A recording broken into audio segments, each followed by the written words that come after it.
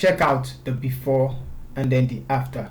Here's how to quickly blend skin tones in Capture One. I'm going to turn off the layer of the adjustment, and this is how to go about it. Click on the drop down, create a new empty layer, select the magic tool brush, go to your image and select where you want to correct in the image. In this place, I'm going to select all as skin that I want to correct.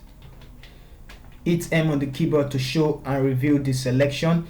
Go back to the layer panel, close it down, go to the color editor, open it up, and then go to the skin tone section. Click on the eyedropper tool and go back to your image. Select where you want all the skin texture to look like. In this case, I'm going to select, and immediately you see the circle appear and this range appear.